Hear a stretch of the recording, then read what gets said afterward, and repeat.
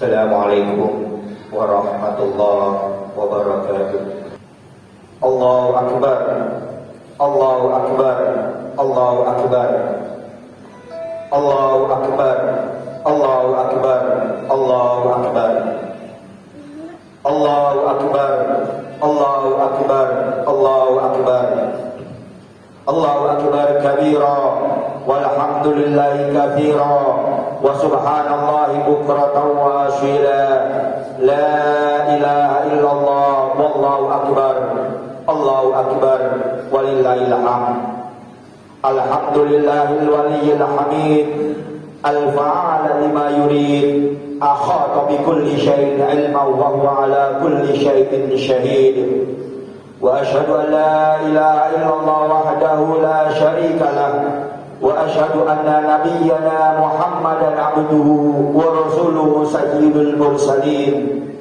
Allahumma shalli wa sallim wa barik ala abdika wa rasulika nabiyyana Muhammad wa ala alihi wa sahbihi ajma'in, amma ba'd. Fa ya ibadallah, usikum wa iya bitaqwallah wa ta'atihi la'allakum tuflihun.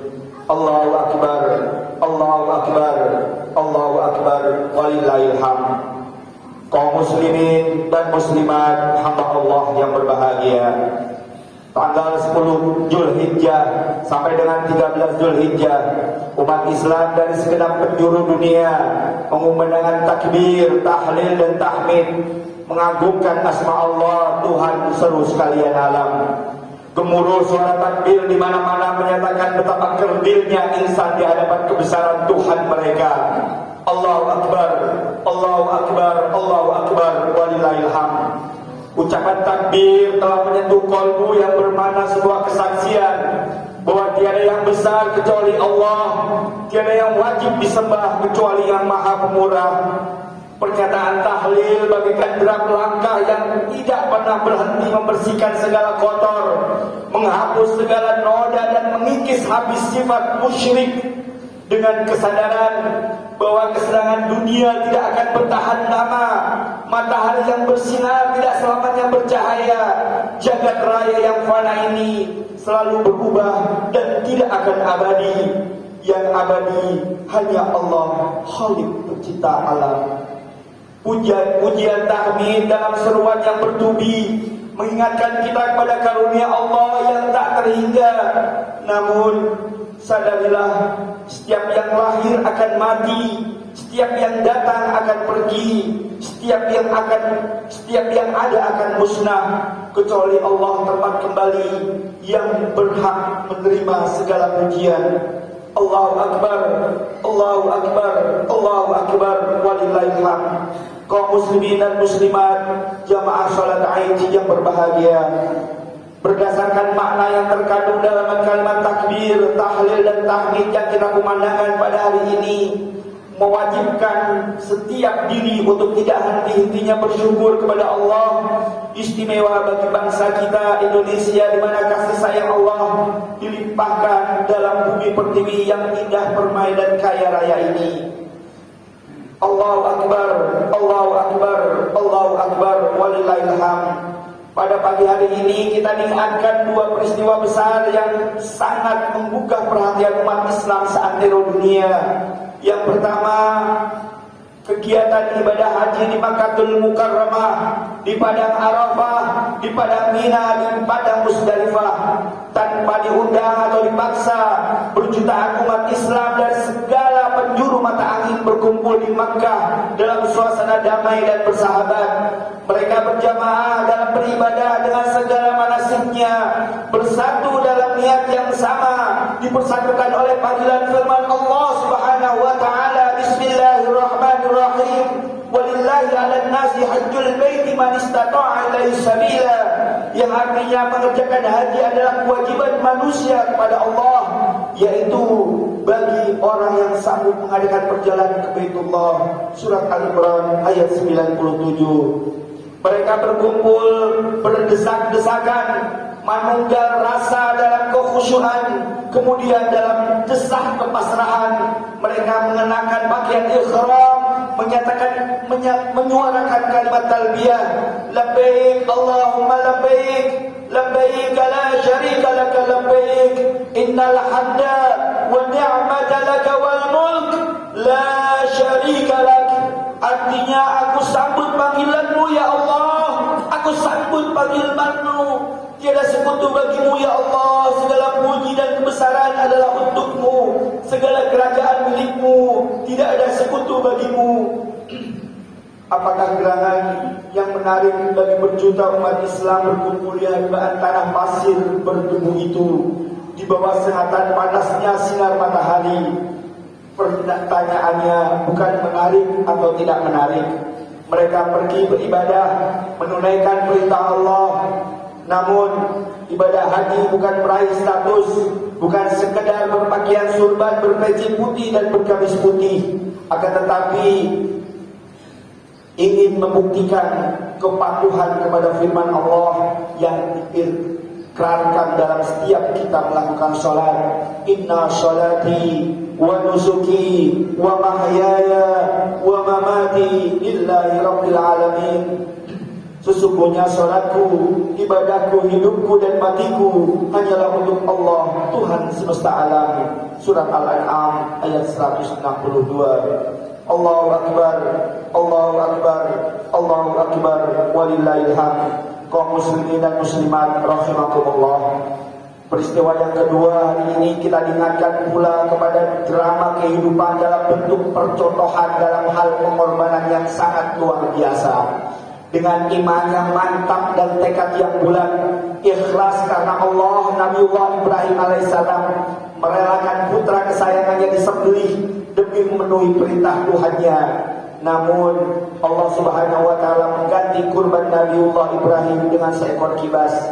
Itulah drama kehidupan yang besar dalam sejarah umat Islam, yang di dalamnya terungkap kerinduan seorang ibu dalam berkurban, keikhlasan seorang anak dalam kepatuhan kepada kedua orang tua, serta ketawakalan seorang ayah dalam menjunjung tinggi perintah Allah.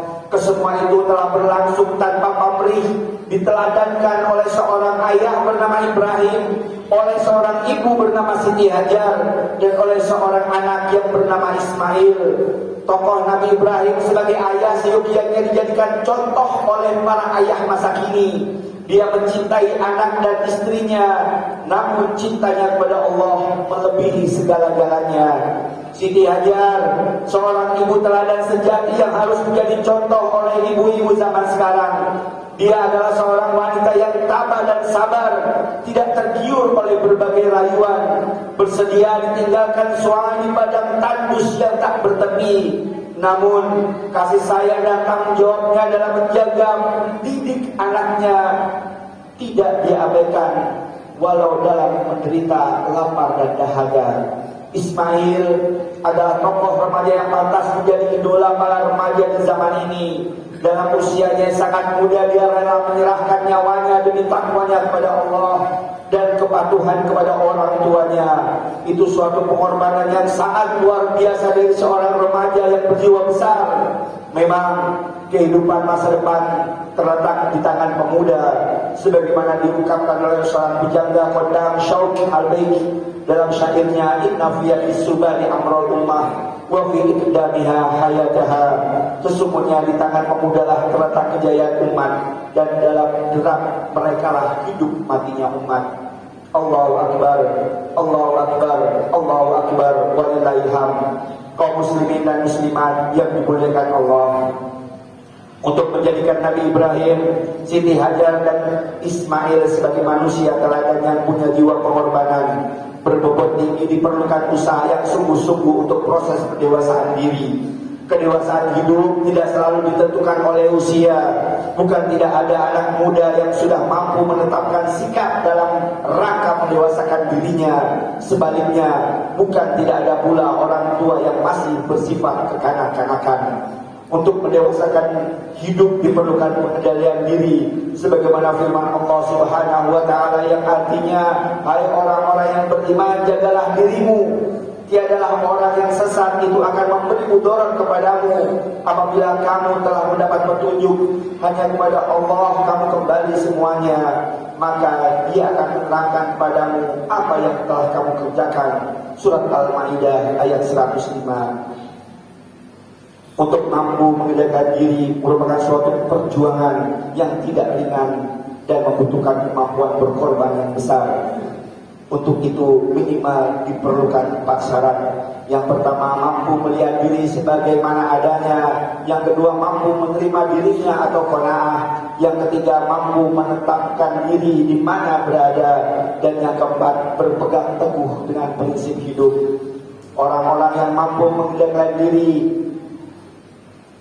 harga dirinya akan naik. Sebab harga diri seorang bukan terletak pada kemampuan ilmu semata, bukan pada tinggi dan pangkat dan jabatan yang ditentukan sejauh mana perjuangan dan pengorbanan yang telah diberikan sehingga masyarakat betul-betul percaya padanya. Kaum muslimin dan muslimat rahimakumullah, pada setiap kita merayakan Idul Adha, maka yang perlu kita kaji ulang adalah hakikat kurban dengan memperkokoh akidah Islamiyah sehingga tidak sempat dikotori oleh paham-paham isme-isme yang akan perjauh jarak kita dengan Allah. Istimewa dalam era globalisasi dan kemajuan teknologi yang menakjubkan kita harus berintegrasi dengan kemajuan itu. Namun kita tidak boleh larut dan tidak boleh kehilangan identitas sebagai seorang muslim maupun sebagai warga negara yang berbudaya tinggi. Orang boleh cepat kaya, tetapi jangan pergunakan kekayaan itu ke jalan yang mungkar. Orang harus menjadi pintar, tapi jangan pergunakan kepintaran itu untuk memperbodoh orang lain. Orang boleh cepat naik pangkat, jabatan, akan tetapi jangan sampai terjadi bertambah nyata arogannya.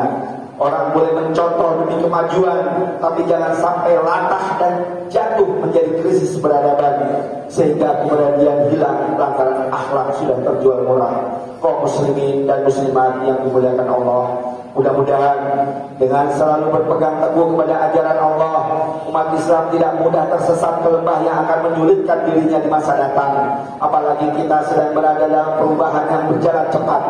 Memang setiap berada dalam perubahan itu akan selalu berdampak negatif, namun tidak seluruhnya pula bisa dianggap baik. Satu-satunya tempat berpijak yang tidak akan pernah goyah, tempat bernaung yang tidak akan pernah putus adalah tali hubungan Allah dan hubungan dengan manusia, sambil mengorbankan semangat berkurban dalam kalbu kita masing-masing.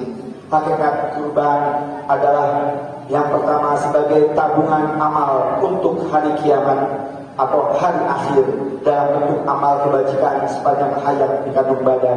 Yang kedua, membina manusia sosial yang mau memperhatikan nasib manusia-manusia yang serba lemah dan kehidupan. Yang ketiga, melatih diri untuk menjadi insan yang berjiwa suka berkorban, senang memberi daripada menerima tanpa pamrih keduniaan. Allahu Akbar, Allahu Akbar, Allahu Akbar, walillahil hamd. Patut kita syukuri nikmat berkumpul seperti ini yang entah berapa kali lagi kita akan mengalaminya. Hati tidak ingin cepat mati, namun ajal tidak dapat ditolak. Alhamdulillah kita masih dianugerahi umur sampai hari ini, karena kematian tidak dapat diundang atau dicegah. Ia datang tanpa diminta, tanpa mengenal remaja atau anak, dan tak pandang tua atau muda, namun yang jelas datang atas perintah Allah Subhanahu wa taala. Mari kita ikuti ungkapan bumi yang kita injak ini. Anas bin Malik menyatakan bahwa bumi tempat kita berinjak merasa aneh melihat tingkah pola manusia. Bumi mencoba menarik perhatian manusia dengan 10 ungkapan yang bernada sinis terhadap manusia. Ya benu Adam tash'ala dhahri wa mashiruka fi batni. Wahai anak Adam, engkau seharian mondar-mandir berusaha di atas punggungku, padahal perutku menjadi tempat kembalimu. Wa ta'sha'ala dhahri wa tu'adzabu fi batni. Engkau melakukan maksiat di atas punggungku, sedang dalam perutku engkau tersiksa. Wa tadhaku ala dhahri wa tabqi fi batni. Engkau tertawa-tawa di atas punggungku, namun kelak akan menangis dalam perutku. ظهري وتحزن في بطني. Engkau bersenang-senang di atas punggungku, namun akan bersedih hati dalam perutku.